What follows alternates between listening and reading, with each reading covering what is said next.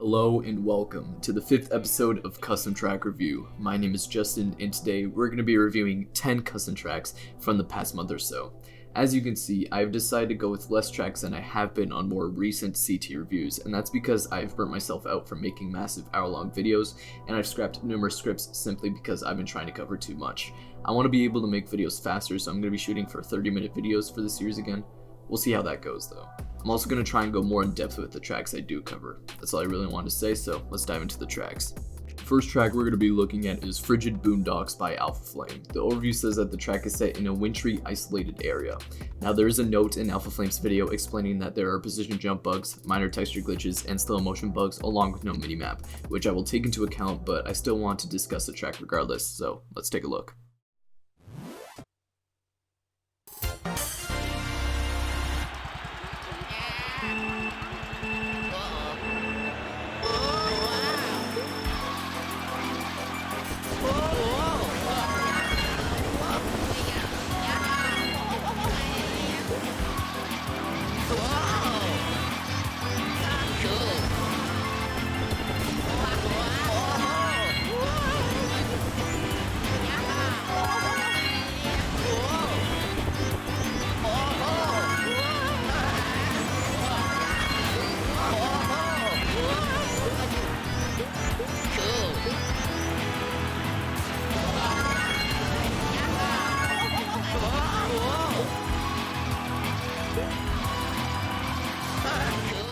So, AlphaFlame is a creator that I've been keeping an eye on, mostly because he updated one of my very old tracks and improved it quite a bit. Thank you for that if you're watching this.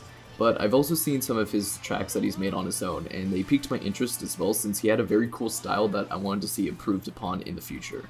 While of course this is an unfinished track, I still really like this one. I think the concept is cool and I really enjoy the design here. I think if this track were to be finished, this would give very exciting races against others. The path switch in particular I think could result in interesting and diverse races. The visuals here aren't bad in my opinion and they look very unique to the track.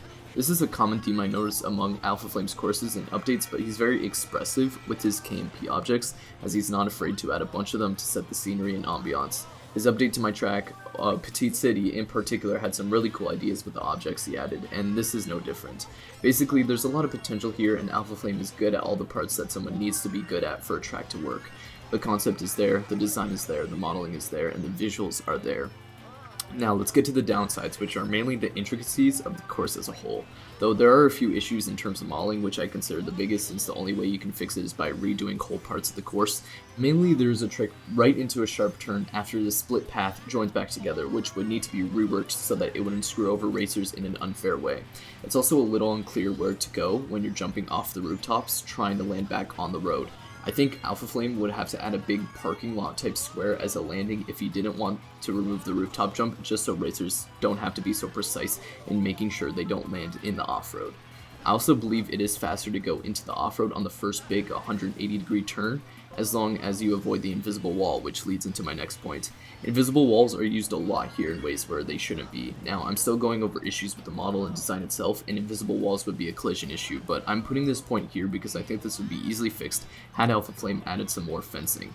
If you don't want someone falling off a part of the course or skipping a lot of it, fence it off. There are a lot of places in the track where the usage of out of bounds and invisible walls makes a lot less sense than using fencing to block racers off.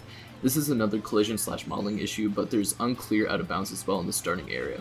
The out of bounds definitely needs to be indicated either as darker snow or just generally being fenced off as well. Alright, those are all the big issues in terms of modeling and design that I had. Now let's discuss the KMP and KCL. This is the part where I think AlphaFlame struggles the most at, which is a good thing for him because it's much better to be good at modeling and texturing.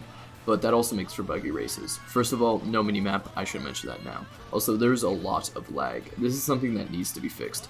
Now, I'm not sure what exactly is causing it, but I do know the out of bounds for the KCL stretches out much farther than it needs to be in terms of the solid fall, and the detail in the collision might be causing some of the lag. There's also a big position jump issue where first place can sometimes get boxes in 12th, and it makes front running a lot easier. Now, I know why this happens, it's a very simple mistake, but AlphaFlame made multiple groups of checkpoints, and he made the first group go into the third group instead of the second one, so that's a very easy fix.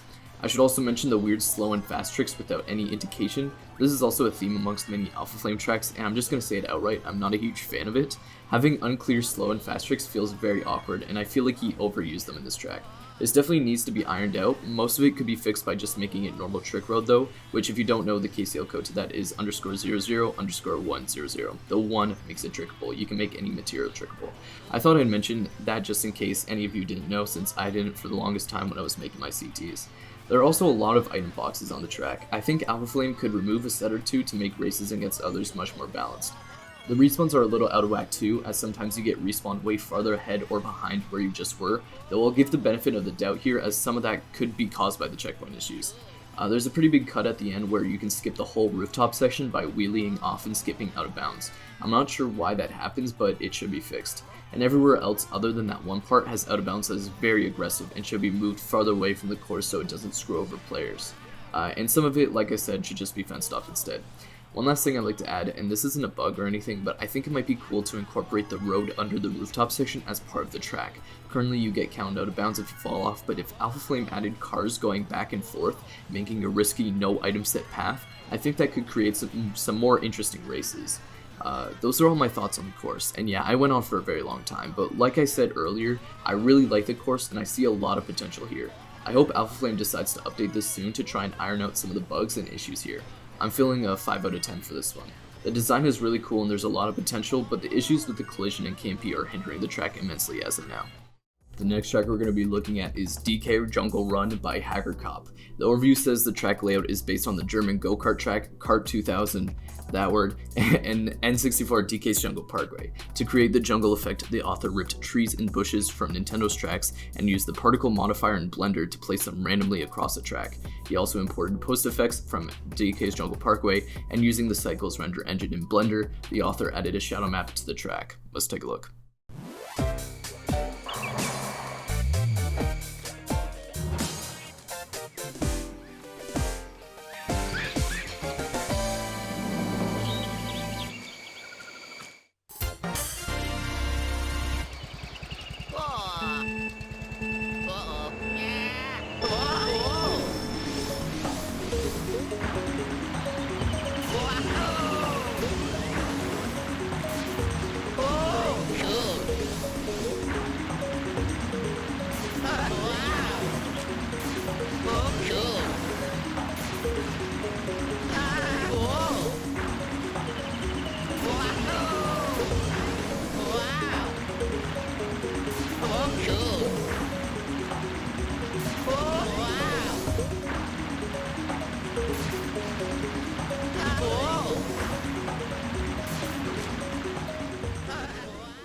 Yes, this is the same HackerCop that I talked about in CT review number 4, where I looked at Bowser's Ghost Valley, Perplexus, and Thwomp Meadows. And no, this one did not lag. How could someone improve so immensely within just 7 months? The signs of improvement were already there though. Back in October he released Bowser's Gothic Castle, which was already a major step up from his previous tracks. It was really fun to drive, and he used his sort of strange visual style to his advantage there. The visuals complemented the theme and design really well in my eyes. It wasn't perfect, but it was an improvement for sure, and this track is another improvement on top of a major improvement. This looks amazing, mainly due to the shadow map that HackerCop uses really well here. The scenery is phenomenal, it without a doubt feels like a jungle, and the atmosphere is perfect. I also find the track fun to drive, as it is intuitive, at least to me, and all the turns are fun to navigate. I also like how the piranha planes are implemented here. I'm not sure how often they'd actually hit the player, but as a decorative part to the track, I enjoy their presence. You guys might disagree with me on this, but I see enough potential in this track to warrant a possible CTGP addition in the future. Now in its current state, it's not perfect, and there are some issues that I'd like to mention. The biggest issue is how everything outside of the course itself is treated in terms of its collision, because for some reason, the model and the collision file are not the same. The off-road in the model is often very different from the KCL, along with a few of the trees. Now this doesn't really impact the race heavily, as you would most likely never land in the off-road patch in any normal situation, but there are also invisible walls everywhere, and this includes areas that should have been left free for grass cuts. Now some of the grass cuts would have 100% been too overpowered, but like I said before, if you're going to include invisible walls in a manner like this, you really need to fence off the track track as well, just so visually people know that they can't take shortcuts there. I can imagine racers getting infuriated after going for a grass cut and getting blocked off by an invisible wall they didn't know was there. I noticed that all along the right side of the track, the invisible walls are all connected to a higher ledge, which makes sense and I have no issue with that. It's just the left side that's left completely open and it either needs a ledge or a fence. That's the biggest issue that I ran into, but I also noticed a few other things that I like to mention. Some of the trees, for example, are floating and that should be fixed. In my opinion, there should be another item set, as there are only 3 sets for 40-second laps. Compare that to GV2 and Yoshi Falls, which both have 3 sets for 20-second laps. I saw this in his comment section, but there should be a couple Monties or Goombas added to spice up and diversify the gameplay, as it does start to get a little repetitive after a while. And while this doesn't affect the score or anything, the outro cameras are in the ground, and I know CTGP is starting to care about details like that more and more, so I thought I'd mention it anyway. That's all I have to say on the track though. I'm still very impressed with the course as a whole, and I'm feeling a 7.5 out of 10 for this one. This is a remarkable improvement, and it's safe to say I'm excited to see what HackerCop has in store for his next tracks. Keep up the great work. The next track we're going to be looking at is Sky High Bash by RetroStyle12. The overview says that it's themed around the legendary Pokemon Rayquaza, and that version 4.0, which is the version we will be playing, has a drastically different design to all previous versions. Let's take a look.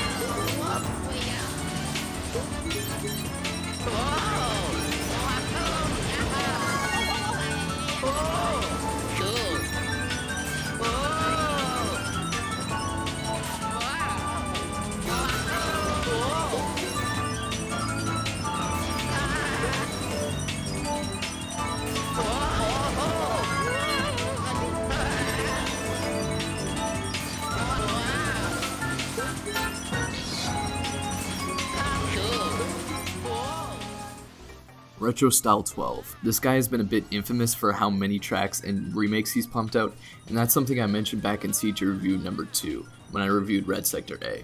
For the past while, I've been mostly unimpressed with the tracks that he's put out. There are definitely some standouts in his massive catalog, but honestly it felt like he was making tracks way too frequently and wasn't putting enough time and effort into them. A common theme with his tracks would be incredibly simple flat designs, which was the main issue with the past 3 versions of Sky High Bash. This is completely different though. This right here is modern style 12. If you make any more jokes like that, I will go over to your computer and delete your channel.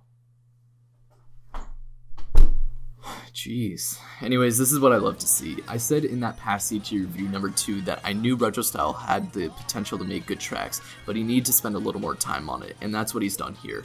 First of all, the idea of making a track themed around Rayquaza is very cool, and along with this, the Rayquaza object and the unique, interesting visuals make the track very interesting to play. The design here is better than most of RetroStyle's due to how dynamic it is, and I honestly find this very fun to drive in a Rainbow Road type way. It was definitely made to be more difficult than the average Mario Kart Wii track, and I think this is a very solid foundation. Now the building is leaning a little bit, but let me explain the issues here. The curvature makes the track for sure, but I will admit that it is way too bumpy, especially combined with the fact that the texture used here is very transparent, so you can't even tell where the bumpiness is the majority of the time. Half of the issue is the fact that it's bumpy, which would be fixed by adding more faces and maybe making the arcs less angled, but I feel like the texture should be reworked so that it's more semi-transparent instead, possibly with a green hue. I know the transparency is one of the defining parts of the track, but I think a slight green hue, just so you know what you can drive on, would go a long way. Another big issue is the half pipes don't function properly. Going off them mainly on the left side, which is the side racers would be opting for more often, can create interesting results that could potentially ruin races. Sometimes you get shot out of the half pipe section, sometimes you get sent backwards, and most of the time you get shot at an awkward angle, and it really should be fixed in a future update. Another big issue is that there's no out of bounds anywhere other than at the very bottom of the entire course. That means if you're on a higher plane of the track, it can take multiple seconds before you get counted out of bounds, and you can potentially land on lower parts of the track. This is a problem. There definitely needs to be more out of bounds higher to catch the player, especially since you can fall off at almost any point of the track. To add on to this point, the respawns are brutal and most send you back much farther than what's necessary, so falling off is a massive time loss and much more punishing than it needs to be. There's only 9 respawns for a track with 50-second laps where you can fall off almost anywhere. There definitely needs to be some more here. There's also a really cool no lap count cut that I made as a result of the lack of out of bounds, which was really cool, but it also cut off way too much of the course, so the out of bounds is something that needs to be worked out. I also think the choice of 2 laps here is a little odd, considering that if the track was 3 laps long, it would only be around 2 minutes and 40 seconds. That's not a really long time, so I think 3 laps would be fine. There's also repeating cameras in the intro sequence, which made the introduction to this course awkward, unbelievable. And my last point is the track feels empty as a whole. There are no background elements other than the Rayquaza, and I wish Retro Style could have incorporated more objects or ideas relating to the theme to make the track feel more lively. That's all I have to say on the track though. This is a great update to a track that needed a new direction. I'm feeling a 6 out of 10 for this one. This was the exact direction that I wanted Retro Style to go, and if he continues to refine his work, I can see him making some really great tracks, including this one. The next track we're going to look at is Torrential Flood Lake by Bree911. The overview says that this was originally Bree's first custom track that features a rising water level that eventually covers 1/3 of the track. The racers start in a lower area that will eventually be fully submerged by the water. After some time, they'll be forced to make their way onto a bridge to avoid the dangerous water hazard. The race will typically end on the bridge right beside the lower area. In January of 2021, the author released a complete remake of this track from scratch. The biggest new feature is the changing water behavior between playthroughs thanks to 8 random scenarios. A total of 53 objects in the KMP file use extended presence flags. A README file in version 2.0 details specific information about the usage of these objects. The new type of gameplay style sounds very interesting, so let's take a look.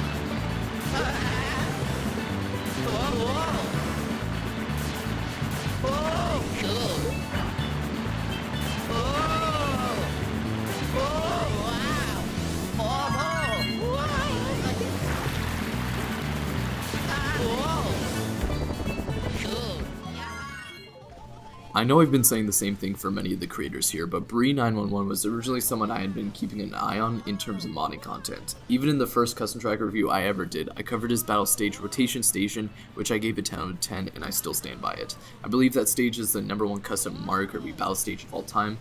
I was also aware of Twisted Towers, which was another very fun battle stage that I played on several occasions against other online players. Now how about Bree's custom tracks? Well, while Conveyor Conundrum was all over the place, I thought the idea was really cool and it gave fun races. The same thing goes for Gloomy Castle, which I think picked off a little more than it could chew, but was still really cool to see since I was clear Bree was putting a ton of effort into his tracks. Drift Break Circuit was his best track for sure. I really enjoyed playing it. It was a CTGP level course in my eyes, so he's had a great track record in terms of his modding content. How does the Torrential Flood Lake remake stack up against the others? It stacks up well. Oh my lord, this track intrigues me like no other. Now a quick warning, I test all my tracks on CTGP My Stuff where the extended presence flags do not work, so I only attempted the default version. However, that still doesn't take away from the fact that this is such an insanely cool idea, and I absolutely love how Bree handled the scenarios here, even if I wasn't able to try some of the others for myself. The track's strong suit is the incredible use of objects here, whether that be the clouds that change based on the type of course you're playing, the background elements to set the scenery, the slider that tells you which scenario you were playing, or just the sea object on its own. How in the world do you use the sea object? I have no idea, and yet Bree managed to figure that out on top of making it fluctuate into 8 random scenarios. I am getting a headache just thinking about the effort that Bree had to put into the track here. I also think the visual style here is cool, and the unique texturing complements the track very well. Not to mention, this is a really fun course to play. Like, really fun to play. Playing this course against others online with the random scenarios would be so much fun, and it makes me sad that CTGP doesn't support the use of extended presence flags, mainly because of this track in particular. If you are interested in the track, definitely give it a download and read up on the readme provided, as it tells you what every scenario is and how each specific object changes based on whichever scenario it selects. Like always, I have complaints about the track, though the majority of them are nitpicks, so that's how you know the track is good. However, one of them is not a nitpick.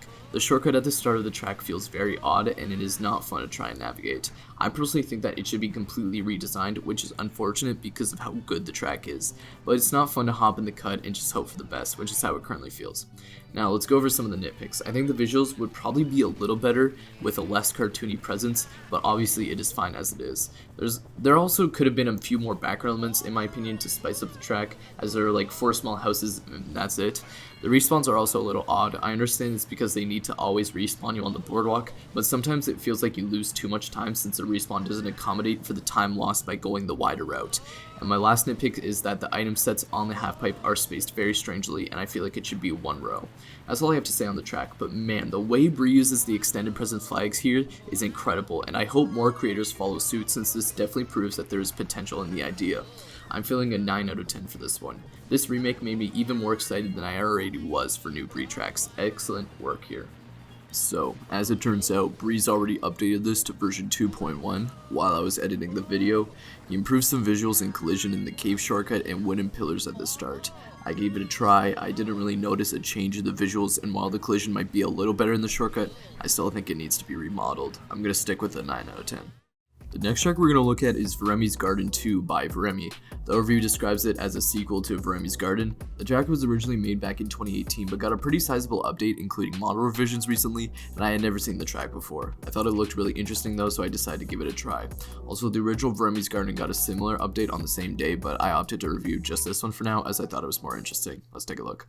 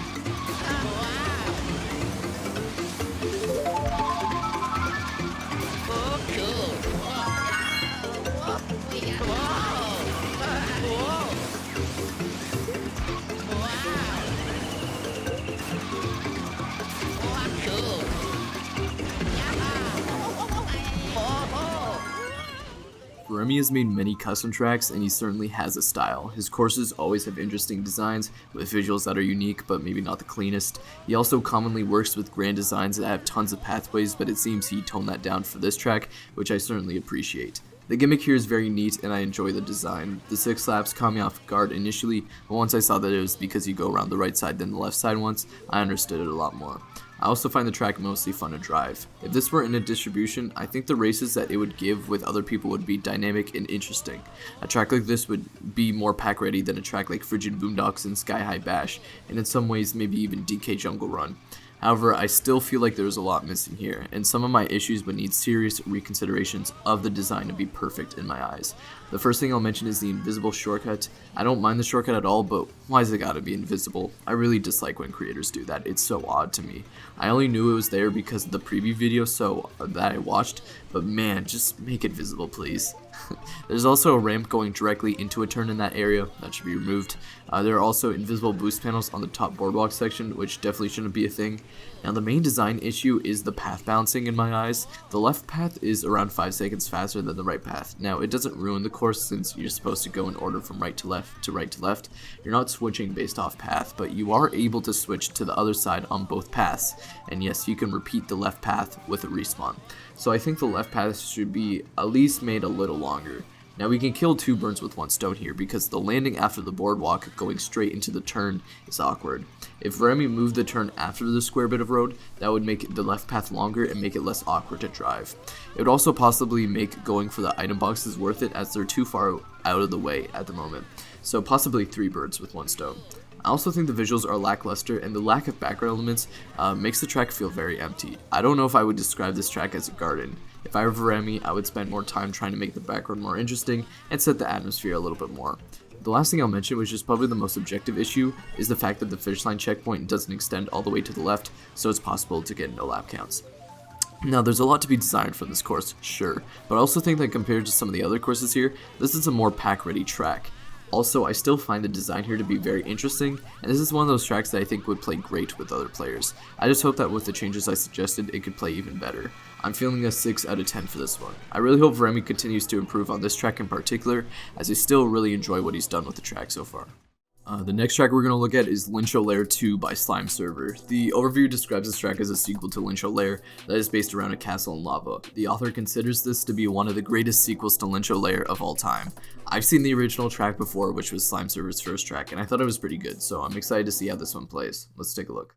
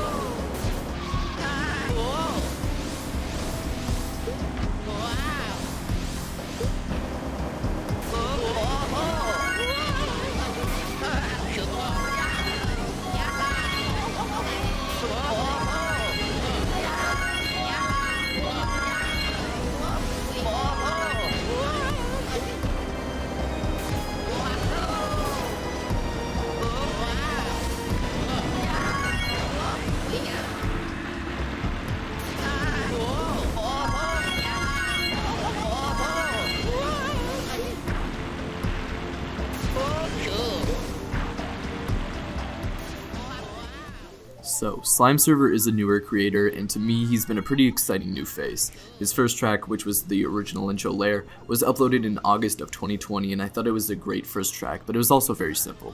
His second track was SNES Ghost Valley 1, which I thought was a really cool take on the original, and it has already been accepted into CTGP, which is cool to see.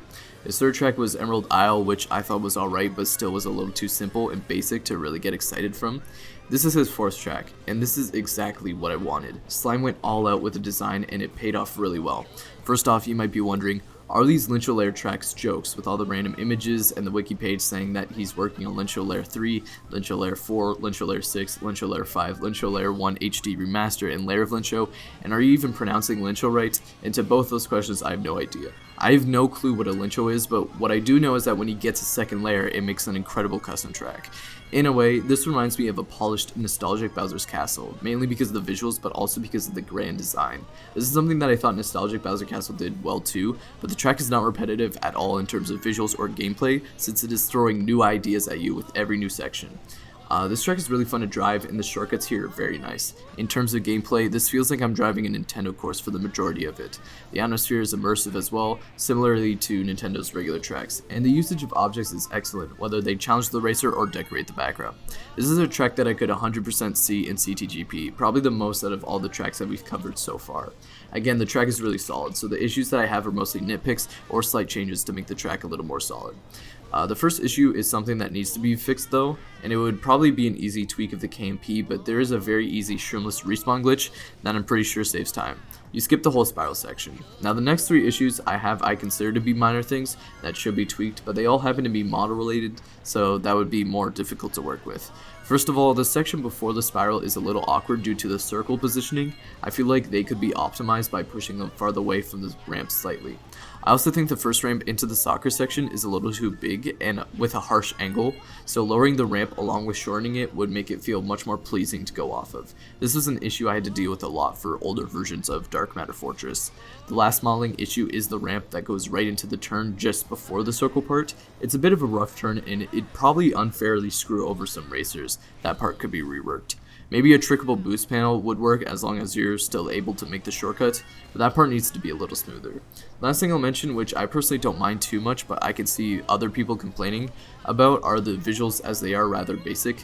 In a situation like this, you have two options: go full nostalgic or full modern, either like nostalgic Bowser's Castle or Dragon Burial Grounds. When I say Dragon Burial Grounds, I just mean new and unique visuals that aren't derivative from the regular tracks, not copying from that track in particular. That's all I really wanted to hit on though. I really like the course regardless of the visuals, and I'm feeling a 9 out of 10 for this one. I can't wait for the next 6 Lyncho Lair sequels. The next track we're going to look at is N64 Frappe Snowland by NintenYoshi. The overview states this is a remake based on the Mario Kart Tour version. It features a more detailed model and visuals, shadows, and minor gameplay improvements. The original model for Mario Kart Tour was used as a base to ensure an accurate layout. The Mario and Yoshi statues were made utilizing their models from Mario Kart Wii, and a coffee shop was added as a decoration, as a reference to the word Frappe in the name. The author worked on the track on and off for about a month, with most of the time going into the model. Let's take a look.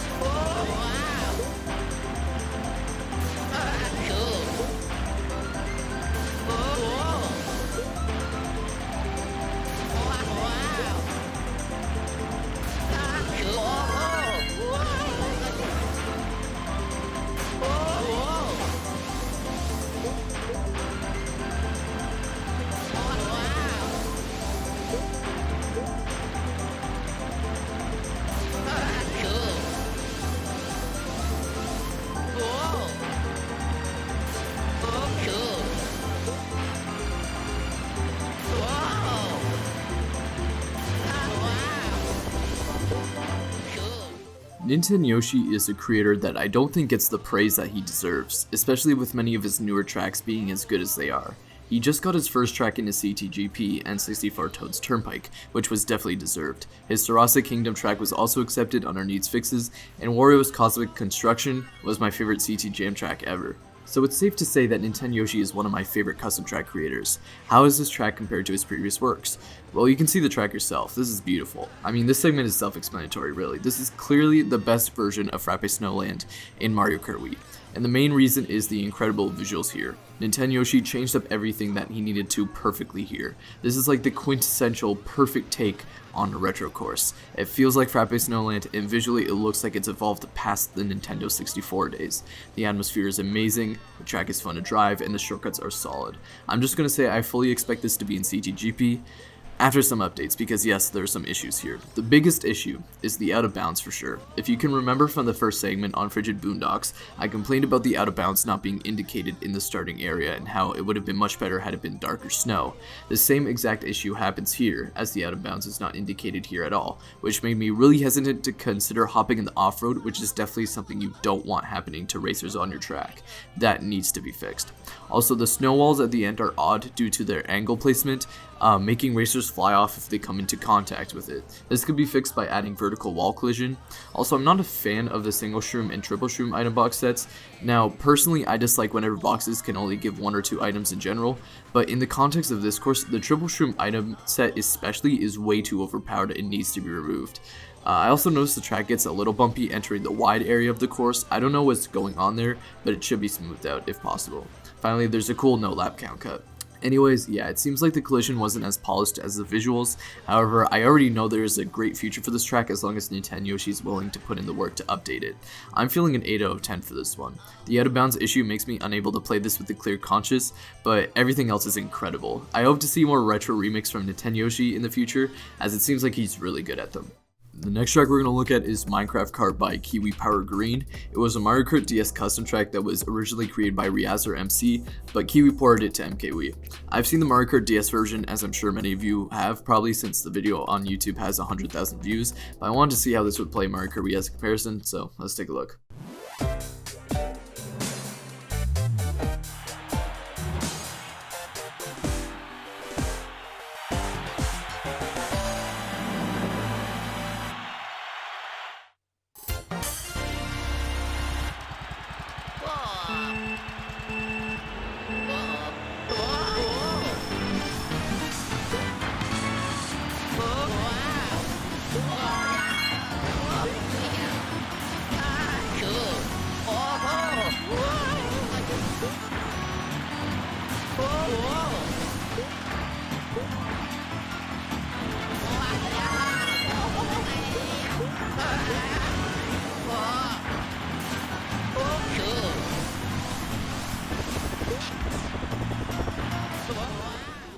I'll be upfront from the get-go with this track. I don't think this course as a port has any more potential than what's to be seen here.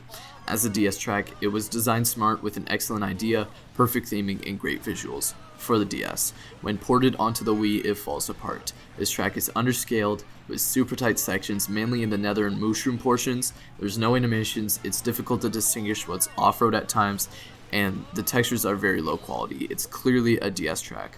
I don't feel like it was worth porting. I remember seeing controversy surrounding another creator who ported custom Mario Kart DS tracks, and they were called lazy and told like why even bother if you were just going to port a DS track.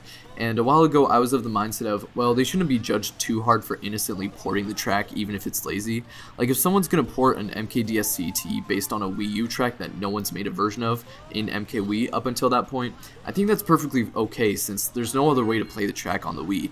I genuinely enjoyed playing the New York Minute 1 track from Mario Kart Tour, regardless of if it was a port of a Mario Kart DS CT, so I don't think it's worth hating on anybody for porting tracks and putting them on the wiki, as it doesn't hurt anybody.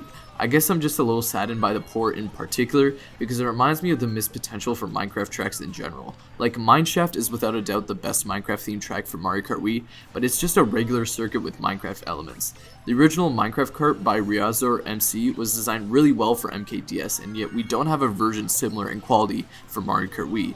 I personally think there's potential in the track here, but not as a port. The original DS track is a great starting point, but it needs to be an enhancement that's designed for the Wii. That's what I'm hoping for, I don't know. I wish there was a great Minecraft track for the Wii, but I guess we'll have to wait. As for this track, I'm feeling a 4 out of 10. It's designed for the DS, and I don't think it's worth adding to any distributions. The next track we're going to look at is NateSM's Kitchen by EmmanuelBoom. The overview says that this takes place in NateSM's kitchen, good to know. The track was originally made in 2020, but was remade on the 21st of January, so let's take a look at how this remake plays.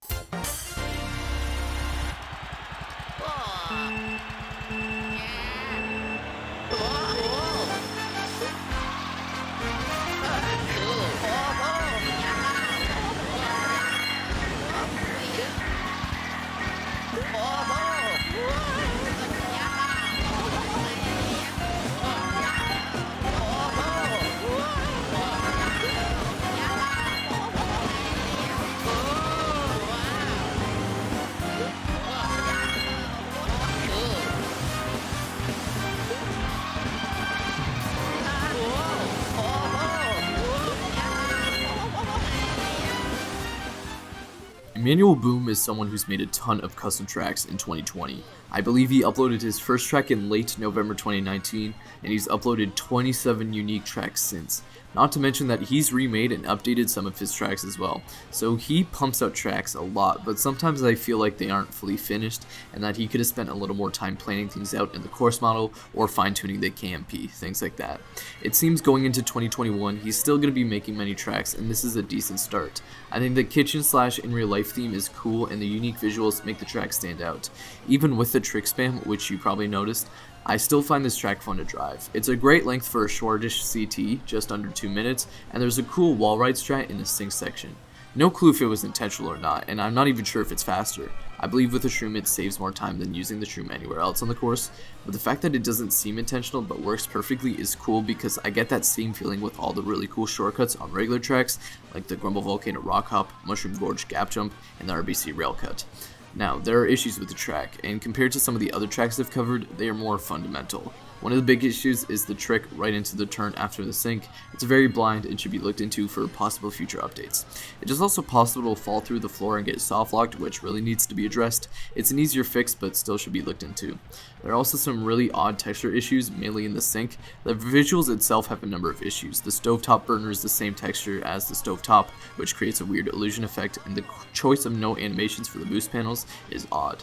There's also a really bad respawn that I noticed because the CPUs kept getting stuck on the Cheeto part, which might also need to be looked into since in online races, if players fall off, they have to navigate their way through off-road, which isn't fun. Personally though, just on the track as a whole, I don't know how fun this would be online due to the trick spam. The sink wall ride strat is a nice change of pace, but everything else is just formulaic, tricking, wheeling, some turns here and there, but still very basic. I guess my main concern here is the lack of potential in my eyes. The kitchen idea isn't bad, but this layout in particular isn't doing much for me. This track might have been created more as an inside joke or for the laughs more than anything, but I don't know. It doesn't really seem like the design is being treated the same way as the theme. And not to mention the biggest issue of them all, how do you get in the kitchen? How do you get in the kitchen? How do you get in the kitchen?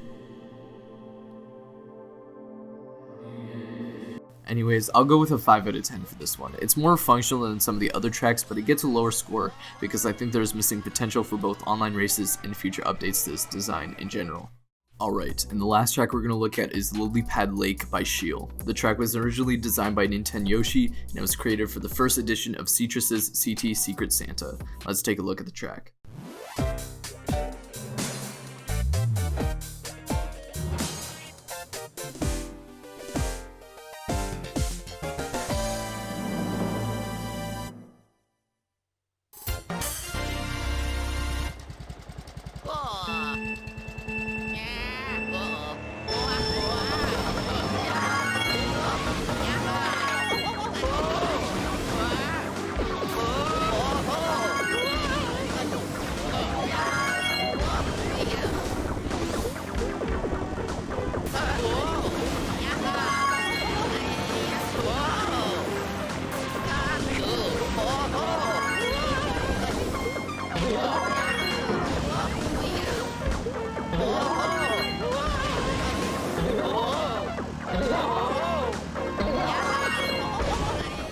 So, funny story actually, this was not the track that I wanted to cover originally. The 10th track that I initially chose to review here was Koopa's Botanical Garden, which was another track that was submitted to the Secret Santa. Originally, I wanted to cover that one, not because I thought it was better than the other Secret Santa tracks, but more because I had a lot to say on it. The track was made by KiwiPowerGreen, who had been making a ton of tracks recently, and I've been keeping up with most of them. Mainly because I was going to do a CT review on December 2020, but I wrote too much out and ended up scrapping it. It just so happened that he released a ton of tracks that month, so I got to see a lot of them. However, I tested out a number of his tracks, and I wasn't really impressed with them. I was kind of hoping that he'd spend a little more time to make a track that would really impress me. Then I watched Citrus's Secret Santa, and I saw his track, and I was blown away. I thought the concept of the track was really cool, the design was amazing, and I thought what Kiwi made was really nice for what I was expecting, truth be told. So why am I covering this track instead? Well, because Botanical Garden crashed on Wii. I didn't know it would, but here we are. Now, I would get into talking about Lilypad Lake, but honestly, I don't have much to say on it, so I want to talk about the Secret Santa for a bit, if you guys don't mind. There were only 3 tracks made for the first edition, but I thought that it was still a really cool concept, and the tracks that it made were really high in quality compared to what I was expecting. Basically, the premise of the competition is the designers make a concept and design for a track, and then they are randomly given to a creator who then has 30 days to make the track, and no one knows who got what or who they got it from. I'll link a video to the results in the description if you're interested. From there you can find the Discord link to join the server. It's a really cool idea, and I'm hoping to participate in the next one as a creator. It's a nice change of pace from the other competitions where you're trying to pump out the best track possible in the shortest amount of time. I'm a little bummed though because I realized there's no way to play the tracks if the creators didn't publish it themselves. There's also no voting system. The results video is just a showcase of the tracks that were made, which I'm not totally against, but I wish there was at least something where people could download the tracks and try them out, and then somehow the feedback could be featured in the video. I mean, I like how in other competitions, the ranking of the tracks is the incentive to make your track as good as possible, but I get that it also gives unwanted stress to some creators, so I don't know. The point is, well, maybe I should actually get into the track now. Yeah, Sheale is a very solid creator. I like the majority of the tracks that he's released, and this is no exception. This is a very solid course that is fun to play and drive. I'm a fan of the theme and idea here, which I guess I should give credit to NintenYoshi for that. I imagine if you played this track online, it would give some pretty cool races. I personally don't mind hopping through the Lilypads. I'd imagine other people might not enjoy that mechanic, but I find it makes playing the track a lot more fun and interesting. If I were to give some suggestions, I would use a different texture for the out of bounds in the dirt section. I'd develop the background elements a little more, adjust the Lilypad mushrooms at the end so they're more consistent, and make the collision vertical on the rock wall. Also, I'd fix the minimaps so it's centered and doesn't have that weird texture on it. What's strange too is it changed on a different playthrough of the track. It kind of freaks me out, honestly.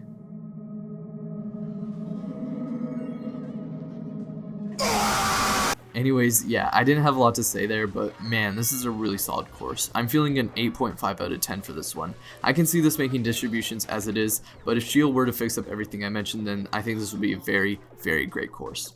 And those are all the tracks I wanted to cover. Before I end off, I would like to mention that I'm probably going to be more interested in new CTs now because I've been recruited for the CTGP Track Council, which has been a great experience thus far. If you have any suggestions for videos that you'd like to see, definitely be sure to leave them in the comments just so I know what you guys want to see from this channel.